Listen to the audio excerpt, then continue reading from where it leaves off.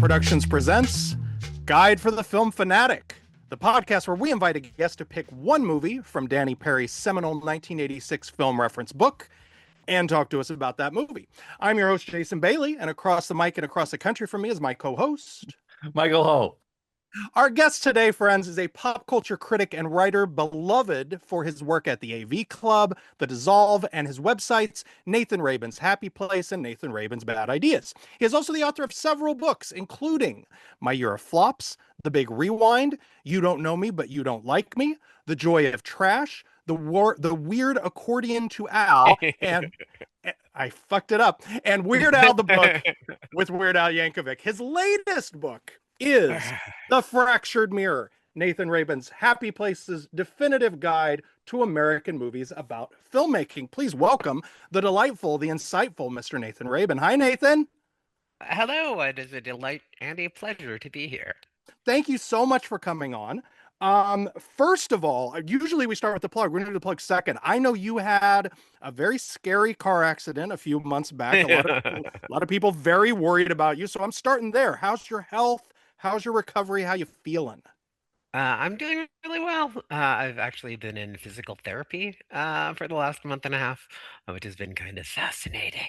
And yeah, it's just weird. Sometimes like people ask me about it, and I'll be like, "What are you talking about?" Like, Right. "Oh yeah, I was in a horrible car accident 3 months ago. Yeah, on Thanksgiving, we were pulling into our cul-de-sac where we live, and then boom, I totally got hit by a car, and Yeah. I was the one who like took all the impact. I was the martyr. I will suffer so that my family can be safe. Right. I totally planned it that way. And yeah, I was Yeah. like looking at my phone, and then I heard this Yeah. sonic boom, and then I was in excruciating pain. And then yeah, I broke my ribs and I punctured my lung, and I had over $100,000 in hospital bills in just 5 days. Uh, Wow. God bless the American Yeah. medical Yeah. system. It's Greatest so healthcare system in the good. world. Yeah. Why would we want to do anything else when Why? this Why would works we? so well? Exactly. Uh, but yeah, so I was in a car wreck, sort of in the same way that Billy, the trial of Billy Jack, and Billy Jack Goes to Washington are both Yes. a total train wrecks and car wrecks and utterly fascinating. Before we do that, let's do plug. Tell us a bit about The Fractured Mirror and how it came to be. Sure. Goodness, this was about 4 or 5 years ago. I had just finished The Weird Accordion to Al, the book that's impossible to say the name of It correctly. was. It was. Just had Before a that, it was live demo of that. Yeah. yeah, before that was You Don't Know Me But You Don't Like Me, Right. was the other book title that was very, very difficult, even me, to get correctly. And The Weird Accordion to Al had a spin-off called The Weird A Coloring to Al. That was a coloring book. Very The good. guy who worked on the illustrations for my book, and Felipe Sobrero. I think that's his right name there. But he's like a lot of people, and that who works with me who've become much more successful than me over the course of our collaboration. Like he's doing Sure. fantastic. He just did like the Blues Brothers graphic novel. He did Wow. the art for that. Yeah, his career is on fire. The Toxic Avenger, and he just did these amazing illustrations for the Weird Accordion Al. And while I was gazing adoringly at the Weird Accordion to Right. Al, I would like doodle in sort of the illustrations, and like there's kind of a coloring book in this, Sure. and I was right, and it's really, really, yeah, that's sold thousands of copies and delighted Yay. children alike. And then I was writing this column for TCM Backlot, the Okay. late beloved TCM Backlot, and yeah, I had this wonderful, wonderful editor named Jakob Friedman, and I had two columns for him. One was called First and Last, that sort of dealt with the first and final films of Mm-hmm. prominent filmmakers. And I had a really hard time finding entries for that because, like, a lot of the first films or the last films are obscure and out of Mm-hmm. date and impossible to watch. Because a lot of times, yeah, they're the first ones are too old or too obscure, and then the last ones are too sad and too Mm-hmm. obscure. Mm-hmm. But I also had The Fractured Mirror, which was about movies about movies. So it's always something that kind of fascinated me. And I came to fall back in love with cinema writing that. So I said to Yakov, when TCM Backlot, like all publications that try and do good work, went out of business, Of I course. said, "Hey, can I run these articles on my website?" And he said, "Sure, yeah, go on ahead." And then I said, "Can I write a book about it as well?" And I thought I would write the book in about a year and a half, and it would be about Mhm. 300 movies or so. It ended up taking me 4.5 years to write this book, and there are over 500 entries in it. I kind of went insane. Yeah, I have autism and ADHD, so this kind of became my insane hyper focus. sure. And it's just getting bigger and bigger and bigger until I'm like, this is so incredibly daunting that I might never finish this book. Which my brain is like, that's a great idea. Then you never have to deal with consequences. And then the friend's like, no, you need to stop this. Like, this needs to exist. You can't just keep on Sure. working on this book for decades and decades and decades. So I watched every single narrative film about filmmaking released within the last 100 years or so. Before 1923, not a Hmm. whole lot remains. The whole silver nitrate Sure. stuff. All went kablooey. Sure. And then, yeah, then I got Joe Dante to write the forward for it, which was an incredible honor, especially considering that, he directed Matinee One of the great and movies about movies. Yeah. yeah, and Hollywood Boulevard, sort of Oh, his yeah. again, like one of the great, sort of Yeah. urban comedies, one of the very meta. So that was an incredible honor. And then, yeah, Felipe Sobrero, uh, he did the illustrations for them as well. And it's funny because like he finished like 4 months after we started, Right. and then I finished like 4.5 years later. Well, the book is terrific. I heartily recommend it. We'll plug it again at the end. But we're to your credit, we are not talking about a movie that is in the book, which a lot of times when someone's coming on to plug, they want to plug all the way through. So, what film, you mentioned it in passing, what film did you select to discuss with us today? I chose a motion picture called Billy Jack. I just go There, berserk. This is why that they're is how talking you about start a trailer. Billy Jack.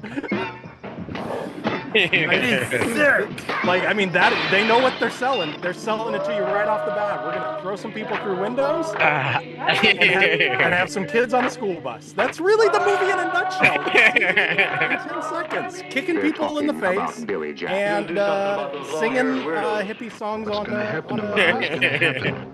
That's kind of it. This is why they're talking about Billy Jack. That is what it is. Barefoot in the park, There's such a just place with where a we whole really new care about meaning. another and really love Yes. each other.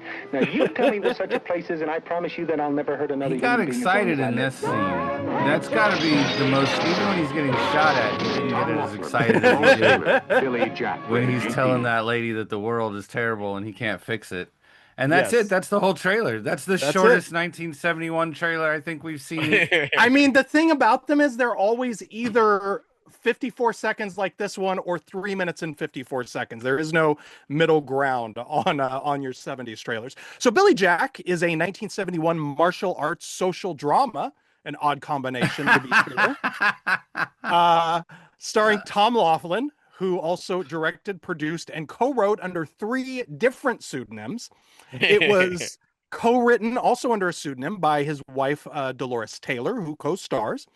And honestly, its production history would frankly make for a good movie itself, one that could have gone into Nathan's new book. Larry Karaszewski, I know you sometimes listen. I'd like to. It's a modest pitch, but the Billy Jack movie, I know you guys would crush.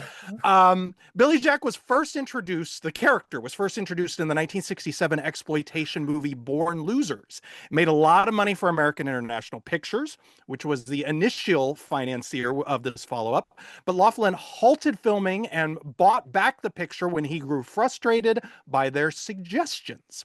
20th Century Fox stepped in. This will be a recurring theme in his career. 20th Century Fox stepped in with the rest of the money, but during post-production, he grew frustrated with their suggestions.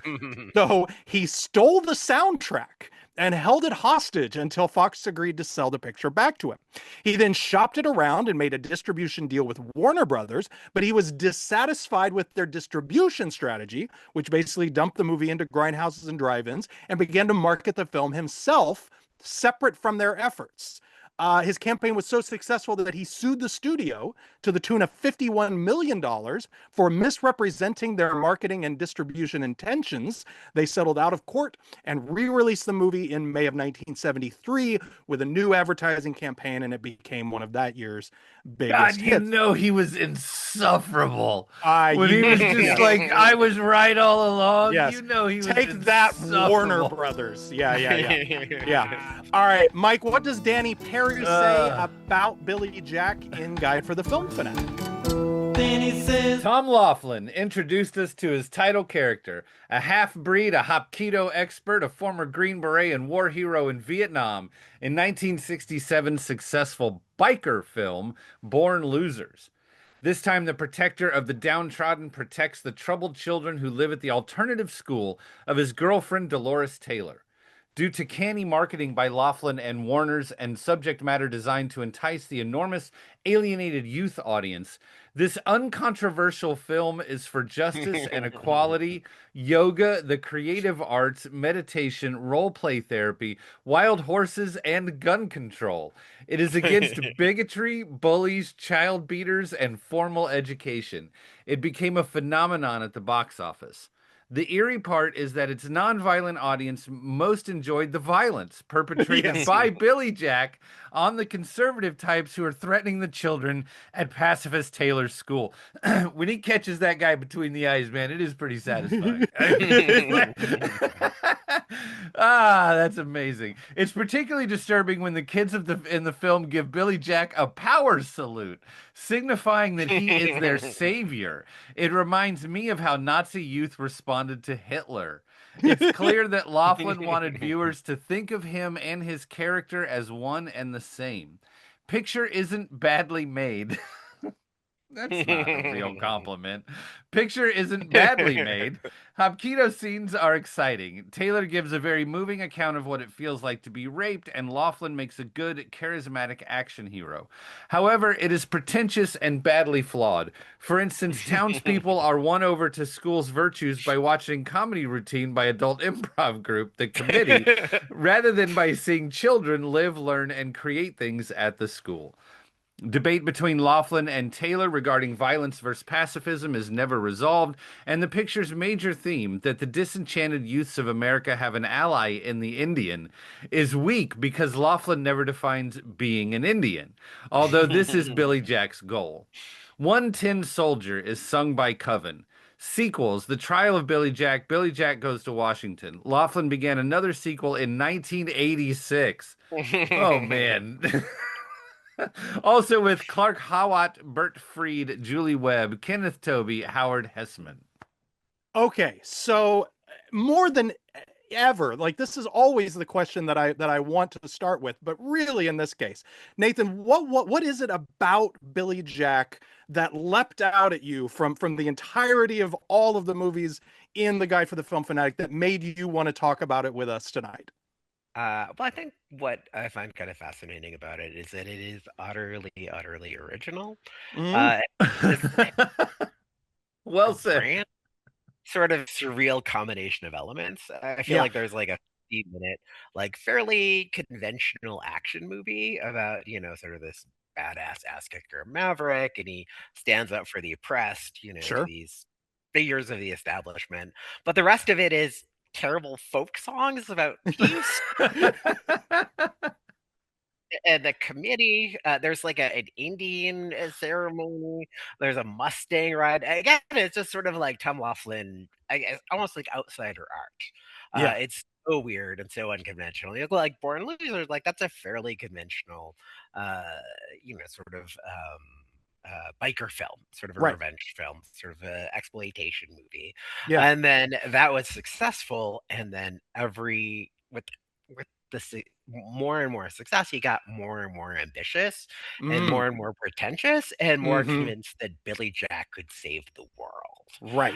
Like it became kind of this delirium. And the other thing that's kind of fascinating to this is like he worked in education before that. And this is kind of a 2-hour-long infomercial for Montessori. Yes, very much for so. that. And again, the other thing that really, really fascinates me is that this love letter to the counterculture, by the squarest man in the world. Right. I mean, when we're talking about this movie and what makes it interesting and what makes Yeah. it compelling and what makes it worth watching is really almost every conversation boils down to tension.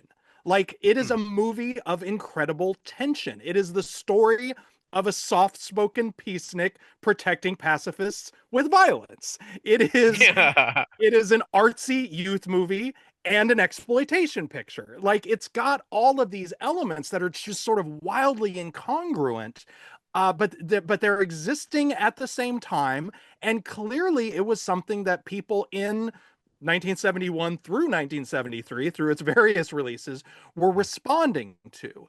And I'm curious why you think that is. I like all I could come up with was the idea that sort of Easy Rider is kind of a precedent for this, that it also is sort of a cross between like an art film and an exploitation picture. You know, the youth market It is also being has very stereotypical characters that are really easy to understand. That's a good point. totally, totally. You know, and famously that was a movie that came out and you know, and made a shitload of money and showed that there was this market to be served. But I don't know. I really do feel like that tension, those various levels of tension throughout the thing are in for most would sink most movies. And for some reason they're what make this one so compelling. I don't know. Where do you land on that? Well, one of the things that I find utterly fascinating about this as well is basically uh, 4 decades or 3 decades after this movie was made, there was an unofficial remake called Avatar. And Avatar was the most successful movie of all time. And you go back and look at Wow. it now, and like, why on earth did this like crazy, weird, incredibly earnest sort of peacenik environmental, like we must Right. be one with the natives, and Right. this man who goes native, and again, this I don't want to disillusion you guys, but Tom Laughlin wasn't Yeah. an actual Native American. What? Uh, Get no, and out. I'm doing this Stephen King project on my Substack, Nathan Rabin's Bad Ideas, and one of the last films that I saw for it is a little movie called Firestarter. Ah, I don't yes. know if you're familiar with it, but Oh, it has this very, very. wonderful Native American actor George C. Scott, Yes, exactly. playing the character of John Rainbird, Yeah. also a kind of a Vietnam veteran, Mm-hmm. Cherokee, Yep. who spends an hour befriending Drew Barrymore. So yeah, it's kind of fascinating to see how many Indian movies are Right. aggressively non.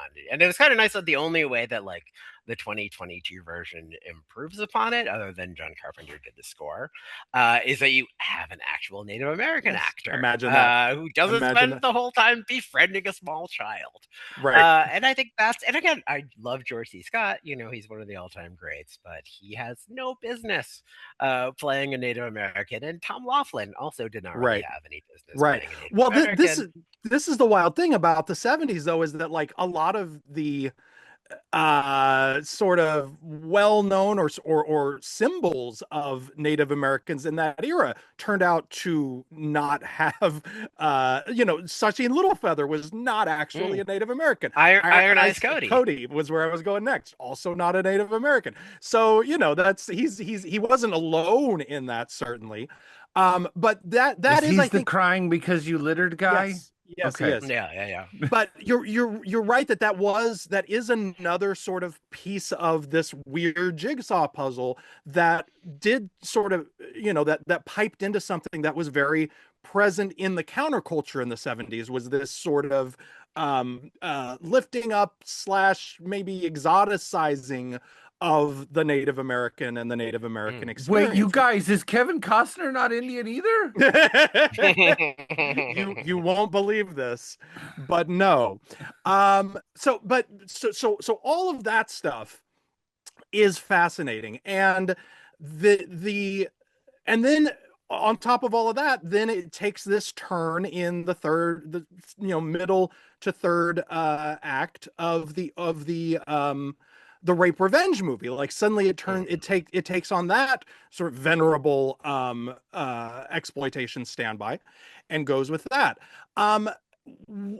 I mean, do you think, as someone who has viewed this movie and thought about it for a long time, Nathan, was this just a everything but the kitchen sink approach? What is, to your eyes, what is Tom Laughlin's sort of guiding principle as an artist, as a filmmaker, as manifested in this his sort of definitive statement to that time?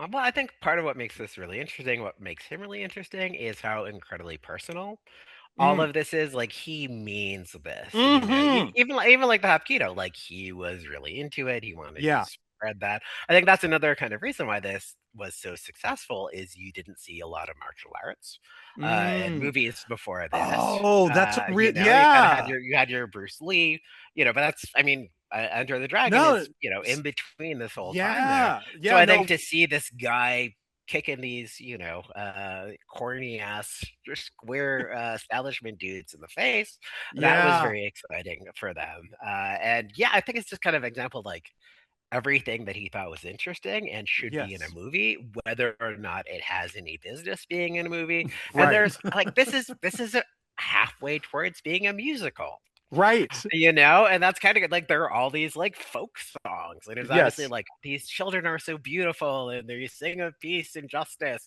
and it's Like like, yeah, that doesn't, the yeah, worst that like, kind of. I mean, it's almost like there is good folk music, but you wouldn't know it if this. yeah. Well, and again, there's this just fascinating combination of feigned hipness and incredible squareness. Right. For example, Renee Taylor, whose character, again, she was not an actress before Right. this. If I remember correctly, the actress from the attractive young hippie woman from War Losers was supposed to reappear in this movie and be Mm. the female lead. And then, a shocking turn of events, she had difficulty working with Tom Laughlin. Really? And yeah, and Huh. actually, if you want to go way, way back, Robert Altman's first narrative film starred a guy named Right. Tom Laughlin, Sure and did. in a shocking turn of events, Robert Altman and Tom Laughlin didn't get Did along not get very along. well. Really. So again, I think Tom Laughlin like the only person who can put up with me is Right. me and my wife, and Right. people and these like teenagers and college students that I pay, And like and old the character and the four actors. fictional names that he used to the four fictional people he Oh made up yeah, to also to direct and co-write and produce the yeah, and movie. I actually like I read a like kind of a self-published book about the making of these movies, Did you? and it was one very much from the kind of perspective of them, and they would talk about things like the helicopter shots and how like they added production values, and I gotta say I liked this a lot more than I did Mm. the previous time, in part because it's so weird, but also Yes. because having seen the trial of Billy Jack, which again, 3.5 hours long, and Billy Jack Goes to Washington, which is a remake of Mr. Smith Goes to Washington, Correct. but with Billy But with Jack Billy in the Jack. lead. But with Like, Billy this Jack, is yes. so much, and is. this is the jewel of the Billy Jack series, and you just have these crazier and crazier ideas. At Right. one point, in like he was like on Kickstarter, like in the aughts, that he Yep. was going to make a Billy Jack movie, and Billy Jack was going to debate George W. Bush Right. Right. about the Yeah. Iraq Yeah. War. No, Uh, I will put in the show notes. There is a yeah, New York Times article from when he was trying to put that together, and he's not a well man. These are not the quotes of a sane human being. So I will put no. that in the show notes. And the other thing that's really fascinating, because yeah, I was sort of researching this pretty extensively. I wrote a very weird novel where this takes place fairly prominently, but there was also an actual reboot that a studio would have financed with Keanu Reeves as the son of Billy Jack, Sure. and Tom Laughlin got paid $1 million by, I don't know, Wow. some studio, and yeah, at this point he's like, I'm freaking 80 years old. Like, what the Yeah. hell? Billy Jack hasn't been a presence in, and that thing that I find really fascinating. It was such a huge hit. It was like a Right. pop culture phenomenon. It captured the cultural zeitgeist. Is this low budget weird movie with like a semi no star, Right. and it's been weirdly forgotten. Yeah. I feel like weirdos like me and Carrie And Richardson, right. who has a Billy Jack tattoo. There was a wrestler in the 1980s called Billy Jack. Sure. And Hill Shake was just basically like, I stole that character.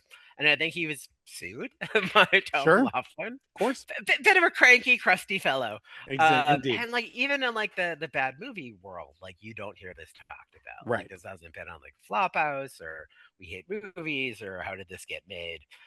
Because again, it has this weird invisibility for a movie that Mhm. was so incredibly As big a hit, successful yeah. and so incredibly and influential as well. You kind Right. of talked about it changed the way that movies were distributed and marketed, Yeah. sort of forever. And it, yeah, they outgrossed all of these, movies with huge directors and huge stars and big budgets. It's kind of this crazy underdog project. And yeah, I would love it if Alexander and Karaszewski would make a movie about this because it's so compelling and so It really is. weird and so kind of a piece with the other movies that they've written, like Ed Wood and My Name is Dolomite. So yeah, it's I find this movie endlessly fascinating, and I gotta say, like this time, like Tom Laughlin, he's a pretty compelling. If I can agree with this superior, he's got real charisma, and Mhm. I think part of it is that he doesn't talk a lot in this movie, Right. and in the trial, In Billy in Jack. in the follow-ups, not so much, huh? Oh my god, he never stops talking. It's like 90% talking, and then eventually kicks somebody in the face. And it's like we want the face kicking, we don't want the, and he kind of has this, sort of Clint Eastwood, sort of stoic, sort of internal sort of man who keeps everything to himself. Mhm. So yeah, and the music That's is the really smarter interesting. play. Like 110 I have Soldier not, was a huge hit. Like and that's one of the many wonderfully weird elements of this movie is that the band, the folky hippie band that recorded One Tin Soldier, were Satanists. of course. They were not called Coven for nothing. They Yeah, worshipped Satan, and sure. somehow, the band that made this incredibly infectious sort of earworm with this incredibly corny, cheesy hippie message. Yeah, They worship the Dark Lord, sure. which again, I think at least one interesting scene, in the movie about the making of this. Yeah, fascinating. It's a bizarre movie. It's a butt kicking movie. It's a folk singing movie. There's lots of improvisational comedy, and I appreciated its faithfulness to the improv theater experience because the improv scenes are often rambling and muddy and not terribly good. Um, it's just But Howard But they Hessman. feature Howard Esseman, yeah, and Yeah, he's genuine. And great. again, just the weirdness where Dolores Tucker was the Yes, anti-rap yeah, person there. She also would be interesting to make a movie about. sure. But Dolores Taylor, she's sort of talking about this school that's kind of a paradise. It's Yes, kind of this dream. It's sort of the hippie dream realized in right. school form, and it like doesn't seem to have anything to do with like actual school. Oh, certainly not. It's just No, like, no, no. oh, it's a great school. You can do a painting. You can be a Yes. mime. You can, grow a flower. I'm like, these are all nice things. Like, None of them are really that should be like education based. reading or going to Yes. school or like Very good. grades or things like that. Yes. But again, I guess just this idea of youth Yep. and the counterculture and education and different kinds of education. That like There the we go. education that people have is it's tired, it's exhausted, it's part of the old world, and Exactly. this new way of doing it. And I love the fact that she's like, there were like three. They had a very very fascinating presence because she's not an actress. She's Right. just kind of like this waif who I'm sure was totally dominated by her incredibly domineering and egotistical husband. Okay, well, let's take a quick break and then we will talk about the movie's release and reception. All right, friends, let's talk about the release and reception of Billy Jack, which initially, and we'll, since we have multiple ones to choose from, which initially opened on in New York on July 28th, 1971. So we'll go with that one. Also released on that day, On Any Sunday, Von Richthofen and Brown, The Go-Between, and Bless the Beasts and Children. And also in theaters in NYC that weekend, Little Big Man, Shaft, Death in Venice, Plaza Suite, Drive, He Said, Willard, The Anderson Tapes, The Touch, The Panic in Needle Park, The Devils, Bananas, Clute, Carnal Knowledge, and Russ Meyer's The 7 Minutes. Mike, what were the news headlines on that day? That was a weird list, man. It's It usually was. like things we've heard of, but There were many. that was sort of an off-brand list. Interesting. Some that we've heard of, some that we haven't, some that only you have seen, like Russ Meyer's The 7 Minutes. That's fair Put enough. that in there just for you. I enjoyed it. Okay, the United States. What are we talking about here? July 28th, 1971. The United States announced that it would discontinue further airplane surveillance flights over the People's Republic of China after years of flying SR-71 spy planes and sending unmanned reconnaissance drones into Chinese airspace. So we agreed to stop spying on the Chinese on this day, or at least we announced that we had agreed to stop spying on the Chinese. We're just going to have to So take... I mean, sure we'll take our government's word for it, which was something it was very safe to do in 1971, if I recall correctly. Well, you could always trust Nixon. You know, It's true. He just had a very trustworthy face. Him He and did. Agnew. You're like, oh, Yeah. I just trust those guys. I do. They just seem honest. They that do. hasn't been an issue ever since. Yep. So shout out to 1971. Yep. Unfortunately, this is the day Diane Arbus was found dead of suicide. Oh. They think she had done it a couple days earlier, but she was found on this day. So if you don't know anything about Diane Arbus, you should go look at her work. She's a photographer, and it's great stuff. So Or just see shout the out to poorly Diane received Arbus. biopic Fur. That's true. Let's go. Let's go. And there's, I'm going to read a couple of quotes from the Times. They're actually talking about a little place in Seattle. And for one thing, it's sort of weird when the New York Times talks about Seattle. But also, this is a fascinating story about a place called Pikes Peak Market. And it's a farmer's market. Anyway, it's our Pike Place. I mean, it says, quote, "It was the farmers who made the market, one of the few left in the country where they sell their own produce." So this is 1971, and they're talking about farmers markets as this thing that is basically like a nearly extinct beast, right? Okay. 50 years ago, 500 of them would roll into town on Summer's Day and pay the city 10 cents for a stall. Now Boeing and other industries have expanded into the surrounding countryside, gobbling up much of the rich farmland that produced a dazzling array of beans, peas, squash, turnips, radishes. Now, if you've ever been to Pike's Place Public Market in Seattle, there is no farmland for 100 miles in any direction. So just that by itself is sort of fascinating. Sure. But at this moment, they were about to tear down the market. It had been built in 1907, and this story is about the community coming together to say, let's not tear down the market. We understand that you can't necessarily continue to grow tomatoes in downtown Seattle, but let's keep the market, please. And as it's basically a tourist location at this point, like it's not like people from Seattle are going there to shop, but like, have you ever heard of a farmer's market? Yeah, you have, bro. Yeah, you have. You know, and I think that like in some ways this story and like just because I was watching Billy Jack as I was reading this, and it just all really felt of a piece, and it's so easy to feel like 1971 was like this thing that just happened and then went away, but it's actually not. There's so many things that you know that they were sort of arguing for at this silly school. Like, they were probably the only people in the whole area that weren't homophobic, just for instance. Right. Like, there are so many things that actually we did benefit from. Right. Even though the representation of it was all so silly. And it's just jumped out to me in that moment. Thank you for saving Pike Place Market, and thank you for making farmers markets real. And I don't like a lot of the people that probably did that, but I'm glad they did it anyway. That's the news. Jason, what did the critics say about Billy Jack? Howard Thompson of the New York Times wrote that the picture, quote, works none too well, noting the violence commences to pile on predictably and endlessly with an assortment of town bullies and psychopaths right out of Western stereotypes. As for the folks out at the school, which often amounts to a stockade, they certainly are a genial, harmless bunch bent on doing their own thing. But some of their guitar whimpering is terrible.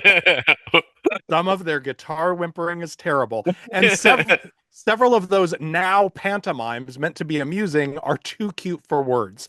The whole picture nicely conveys a Southwestern atmosphere, but much too often, at the cost of plain credibility, it stacks its cards, characters, and even credo like any rootin' tootin' Western. End quote. Roger Ebert gave it 2.5 out of 4 stars in the Chicago Sun-Times, writing, quote, "There are a lot of things in Billy Jack that are seriously conceived and very well handled. Some of the scenes at the school, for example, with real kids experimenting with psychodrama are interesting. Some of the action scenes are first rate. There's a lot of dialogue, mostly involving put down of the older generation. But the movie has as many causes in it as a year's run of the New Republic. There's not a single contemporary issue from ecology to gun control that's not covered. And towards the movie's end, you're wondering how these characters, who are just ordinary folks in a small southwestern town, manage to confront every single ethical hurdle in a few weeks of living. It's possible, I guess, but it will keep you awfully busy." End quote. Gary Arnold, writing for the Washington Post, called Billy Jack, quote, "horrendously self-righteous and devious," explaining every social issue is dramatized in terms of absolute apolitical good and evil. The good guys are next to angelic, while the bad guys are, according to the needs of the moment, utter buffoons or utter devils. Anyone with the slightest trace of skepticism or sophistication would tend to reject the movie out of hand, and with good reason, since this kind of simplification is dramatically and socially deceitful. I gotta push back on that a little, though, because Billy Jack himself is forever like, I know you guys don't want me to be violent, but what am I supposed to do? Like, Right. there's constant pushback around his violence. And there's also the sheriff character who keeps letting these guys do all this stuff, Right. but it's clear that he doesn't like it, that he's not Right. participating in it. He doesn't want to rock the boat in a way. But at some point that can start to seem a little bit like, oh, like, where is your line? Do you actually have a line? Right. Or is this Right, just like exactly. a theoretical line that actually, Yeah. there's no real hard.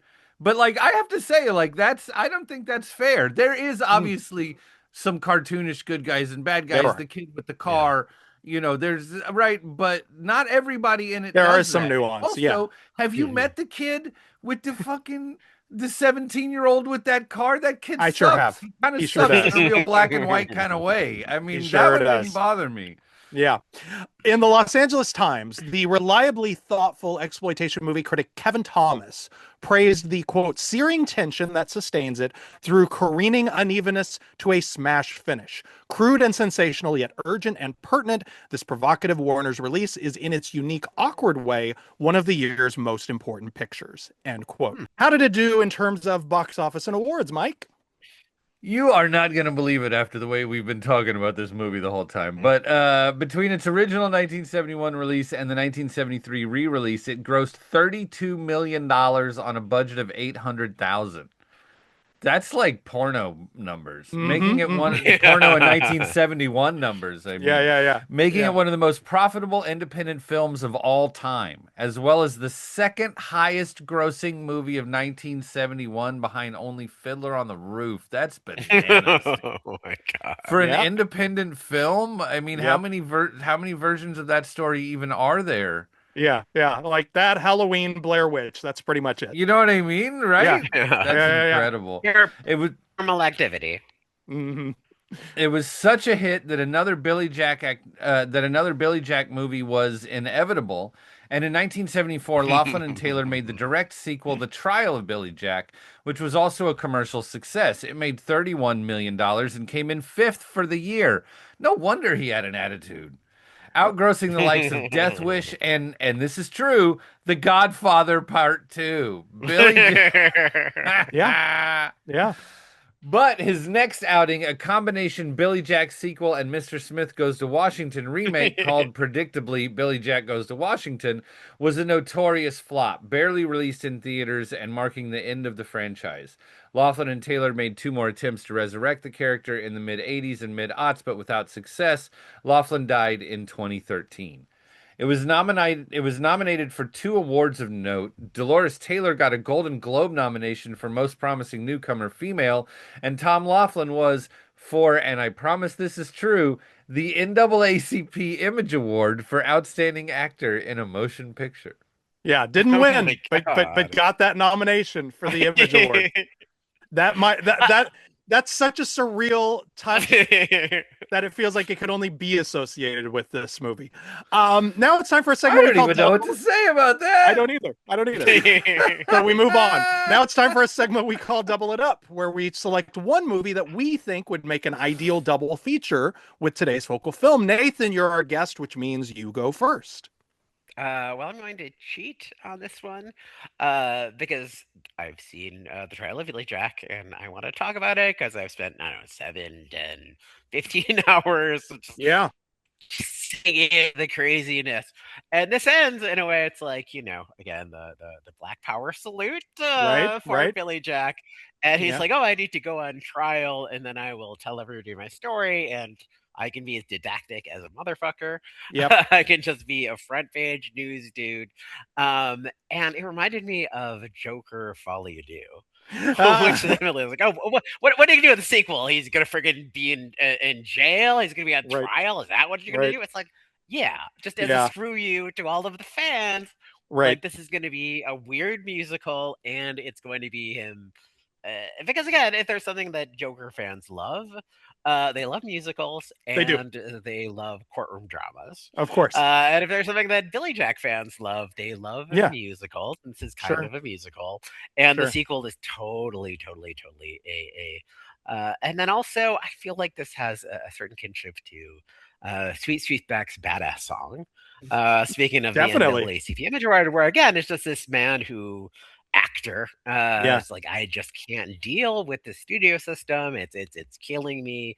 It won't allow me to be myself. I need to express my vision and my voice, Mhm. and the people will resonate. Like I'll make the weirdest, artiest, craziest, Yeah. most avant-garde fucking movie, and it'll gross $50 billion and Right. like create black and pop as well. I mean, Yeah. look at Melvin Van Peebles. Like I'd say as a musician, Right. as much, if not more so, as a storyteller and a film actor and a director and all of these things. And again, you just talk about these sort of new Hollywood miracles. Yeah. That these very eccentric, very ambitious, who just have this incredible drive and this Yep. resilience. And Hollywood told them no 100 times. And they said, screw you, Hollywood. We're going to There you make go. our movie anyway. And people are going to flip over it. And it's going to make $1 billion. And it's somehow going to like capture the Zeitgeist. So yeah, I think those would be two good next steps if you don't want to go to trial of Billy Jack, which again I think Yeah. is worth seeing just because it is so completely, and because it's 10 times preachier and more Sure. didactic and talky than this. Yep. I think this is sort of an action movie with some speechifying. That is 3 hours of speechifying with a little bit of action thrown in. They flipped the formula. They did. I thought long and hard about this because you're right. There are not a lot of movies like this one that you can pinpoint. I think Sweet Sweetback is brilliant. I went with a much more recent movie. I went with Rebel Ridge, Jeremy Saulnier's movie from a couple years back. Good call, buddy.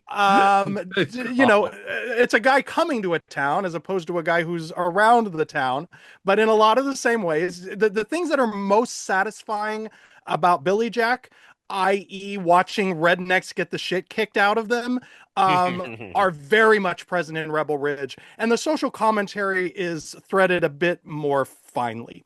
Mike, what is your pick for a Very double well, feature? good call, dude. The Rebel Thank Ridge you. is a good call for that. Would be a nice. These two would go well together. I think I was trying to think about a palate cleanser because I got to the end of Billy Jack and I needed a palate cleanser, and I think you have to go hard. I think you have to go hard to palate cleanse Billy Jack. I think you got to go El Topo and really Okay. really No, that's a good one. That's a good one. wrench your mind back Yeah. into a much more abstract place, and then at the end of that you'll come out more sort of balanced. So yeah, I think El Topo. There And if we you go. haven't seen it, then I'm not telling you about it. That'll just fuck it up. Just go. You have a Drive yourself surprise nuts. in store. Yep, That's what there it you is. go. Nathan, The book again, hold on, let me make sure I'm framing it just right. The book again, see, why do I have weird focal issues? Fucking Zoom. This Well, is a it's Zoom not issue. focal issues. It's Oh, because you have the stuff around your face blurred, there and we so go. There we go. yeah, there you go. You Yeah, I put it fixed it. right on my face. There Oh, So you now now we got everybody go. can see it. There we go. The book is The Fractured Mirror, Nathan Rabin's Happy Places Definitive Guide to American Movies About Filmmaking, and it is out now. Where is the best place? I always like to ask other authors this. Where's the They gave best your place? name the shadow font, bro. Like That's they gave your nice. name action font. That's pretty That's cool. great. That's That's that's awesome. you know, Yeah, that's a yeah, good yeah. cover. Yeah, Yeah. my book did. Yeah, my illustrator book did, and they're both geniuses. But I encourage you to purchase the book from me personally, signed.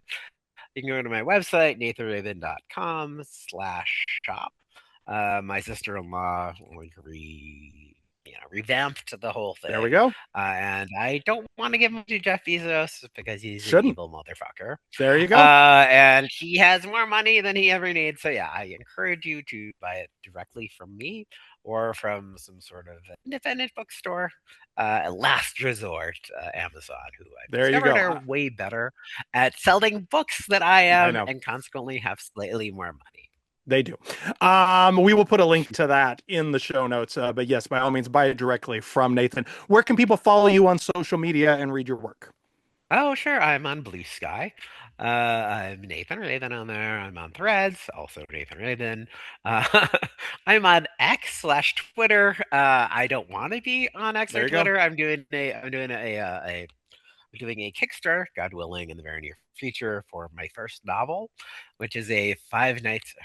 It is a Freddy Got Fingered themed parody of Five Nights at Freddy's, There we go. called Five Nights at Freddy Got Fingered. It's kind of inspired by my son's momentary obsession There with we go. Five Nights at Freddy's, and I'm like, this is the stupidest movie that I've ever seen. Like, it's so ridiculous, and it's kind of like with Billy Jack, where it's fucking bonkers. Or like, oh, well, like the kids will love this movie about the evil ghost children who inhabit the animatronics, Yes. but they're all being brainwashed by the evil serial killer who runs Chuck E. Cheese or something. And it made $300 million. It did. Made $300 million just by being terrible and like being available on Peacock. Yes. The day that it came out, and then Billy Jack figures fairly prominently in that. One of the themes in the book is that, well, an alternate universe in which Freddy Got Fingered is the most successful film ever made. Sure. And Tom Green is sort of like this J.D. Salinger, like recluse, and he has these animatronics like go and do promotional tours for him, and yeah, some of them turn out to be evil and Can't wait. Rip Torn, and an evil Rip Torn animatronic figure very Sure. prominently. Of course. And after Tom Green becomes the most successful filmmaker in the world, Steven Spielberg wants to work with him, wants to give him like a 10 picture deal, limitless budget. I'll be your executive producer. Uh-huh. And he's like, no, the only person that I want to work with is Tom Laughlin. There we go. And I want to be the new Billy Jack. There That's we funny. go. My wife was copy editing it, and she somehow cut out that entire part of the book, almost as if it's self-indulgent and Yes. people won't understand it. Uh-huh. So yeah, God willing, the Kickstarter for Five Nights at Freddy Got Fingered will be up, and then we're going to release it on Halloween Mhm. because yeah, it's got more mainstream appeal than anything I've ever done. My first novel and my 10th book. So There we I'm go. pretty excited about that. There we go. All right. Oh, I'm and then just and then my Substack, yes. Nathan Rabin's Bad Ideas, There we and go. my website, Nathan Rabin's Happy Place. I'm Jason Dash Bailey on Blue Sky and Letterboxd. Mike, where can people find you? Michael Hull on Letterboxd, where I'm going to write about El Topo, I think. I'm sure you will. Of course, if you like the show and think other people might like it too, please do leave us a rating and or a review on your podcatcher of choice. If you'd like to join our mailing list and get weekly show notes and links that we've mentioned throughout, you can do that at buttondown.email/filmfanatic. If you'd like to make a donation to support us in the show, you can do that at ko-fi.com/funcitysounds. And of course, if you're one of the very peculiar people who likes to watch videos of people talking into microphones, hello, we have a YouTube channel. It's Guide for the Film Fanatic, and you can watch the show there. Our humblest thanks to our guiding light, Mr. Danny Perry, author of Guide for the Film Fanatic, and shout out to executive producer Blake Howard. Blake keeps so busy. I asked him the other day how he has time to produce and host all these shows, and he said, being a podcaster is not a matter of blood. It's a way of life. Thank you again, Nathan Rabin. Awesome. Thank you so much for having me. Always Thank a you. pleasure to talk, Jack. Always, always. Thank you, Mike. Thank you, Jason. And thank you for listening. On the next guide for the film fanatic, Ashley Clark, author of The World of Black Film, joins us to discuss the rip-roaring reggae gangster classic, The Harder They Come. See you then.